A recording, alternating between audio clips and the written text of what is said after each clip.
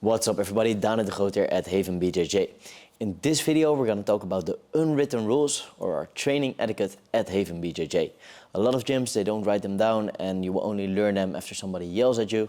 At Haven BJJ we're all about transparency, so we want to let you know about our unwritten rules just as clearly as we want you to know about our written rules. And these rules make sure you can train in a safe way, that everybody is on the same page, and that you don't get injured during training, so you can learn jiu-jitsu faster with less injury breaks during your jiu-jitsu career. So let's get straight into it.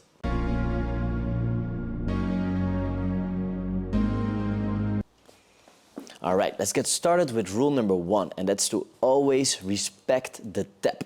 When somebody taps out, means they give up, you have to let go of the submission. So if you don't know, in Brazilian Jiu-Jitsu, the end goal is to submit your opponent, making them give up through a joint lock, like an armbar or a wrist lock or a leg lock, or through a strangle. And if somebody taps out, you have to let go. You always have to respect this rule so you don't injure your training partners and everybody can train in a comfortable way.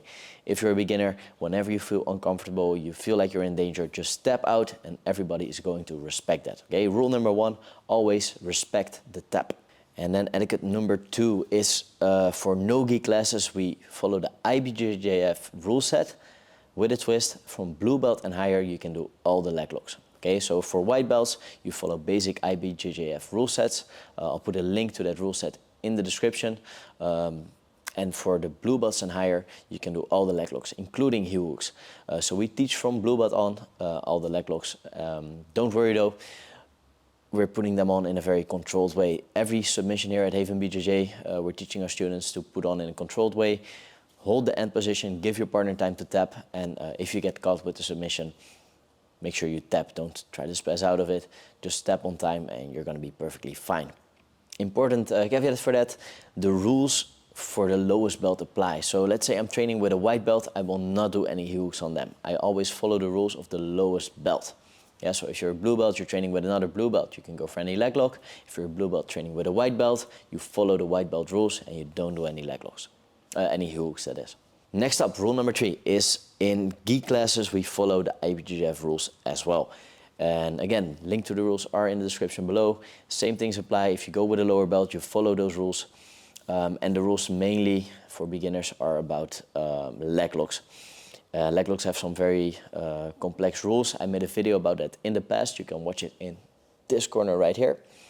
But my general advice for you would be to not go for any leg locks until you've had our leg lock themed week, where we explain you how leg locks work, which ones are legal, which ones are illegal, and how you can perform those legal leg locks in a legal way, because there are some things you cannot do even with the legal leg locks.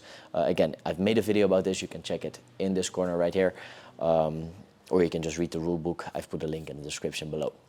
And then number 4, that is no jumping attacks. You cannot jump into a close guard, into an armbar, into a triangle, and definitely not into any leg locks. If you're going from standing and you jump to a submission, there's a big threat on your partner's knees, especially when you're a little bit heavier than your partner.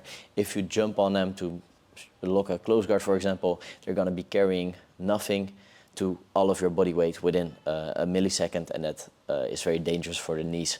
So no jumping attacks whatsoever during training. No submissions, no jumping close guard, definitely no jumping heel hooks like a kanibasami kind of leg lock entries. And then number 5 is no slams. You cannot slam your partner under any circumstances. Slams are movements where you pick your partner up and you throw them back down. This is very dangerous for the neck, for the spine, for the back, for the head as well, so we don't want to see any of that during training. I know in ADCC it's legal to slam out of a submission.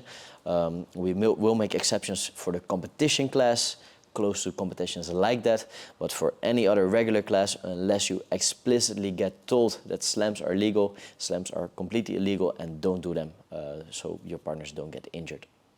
Rule number 6, very important, is to adjust your intensity to the level and the weight of your training partner. So if I'm going with a beginning white belt that's lighter than me, I will definitely hold myself back. I will let them work a little bit. I'm not gonna go there to as hard as I would go with one of my competitor students. There, of course, we will go a little bit harder, but You always adjust your level of intensity to your training partners. You cannot use all of your power against somebody that's 20 kilos lighter. You have to adjust. That way you can learn a lot more as well. If you use all your power even against lighter people, you're not going to learn jiu-jitsu. You have to match the power, and that's the way you'll learn jiu-jitsu, because now you're depending on your technique instead of your power. If you want to beat up people that are smaller and weaker than you, you don't need jiu-jitsu for that. Jiu-jitsu is to learn how to beat bigger and stronger opponents. How do we train that? By using technique, adjusting our intensity so we can train with lighter people in a meaningful way as well. Number 7, when there's 2 beginners, you start on the ground. The stand-up part of Brazilian Jiu-Jitsu is a super fun part to learn. It's very exciting to do, but it is also one of the most injury-prone parts of the sport. So our rule is, if there are 2 beginners, you start on the floor.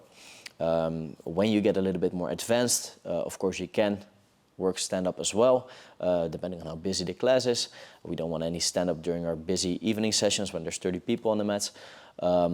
But if you get more advanced, you can do stand-up with your training partners. Now, what do you do if you are a beginner? You start on the floor. That does not mean you wrestle knee to knee against each other.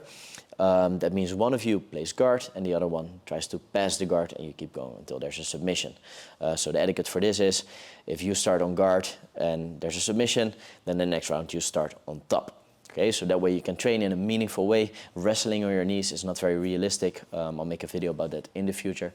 But one plays guard, one tries to pass, and you keep going from there. No stand-up for 2 beginners.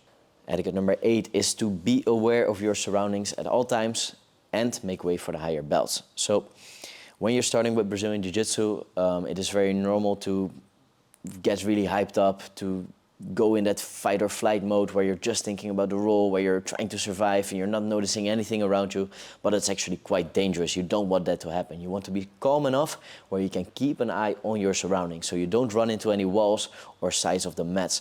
Luckily, all our walls on the big mat are padded, so even if you go against the wall, it's not that big of a problem, but we still need you to be aware, because the biggest problem is when you run into other training couples.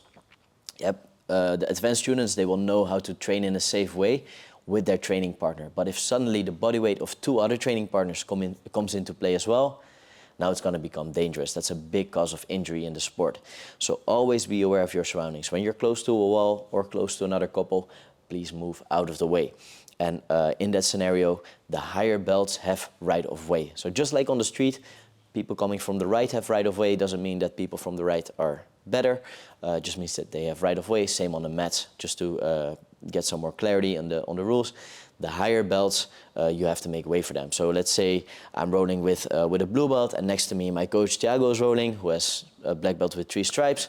I move out of the way. Let's say there's a couple of blue belts rolling next to me. They move out of the way for me. So in general, just move out of the way for your training partners, and keep in mind that you have to move especially out of the way for the higher belts.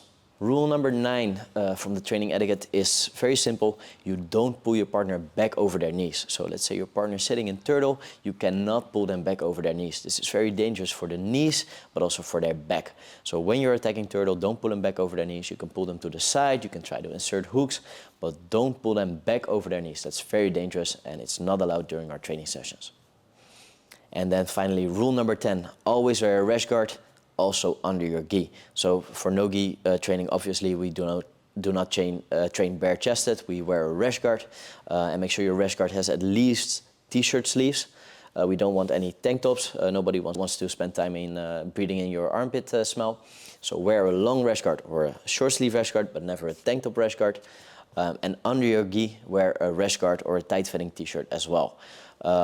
We try to cover as much of our skin as possible so we don't get any skin infections, and also nobody wants to feel your chest hair in their face. So be friendly to your training partners, and do yourself a favor as well by preventing skin infections by always wearing a t-shirt or a rash guard underneath your gi as well.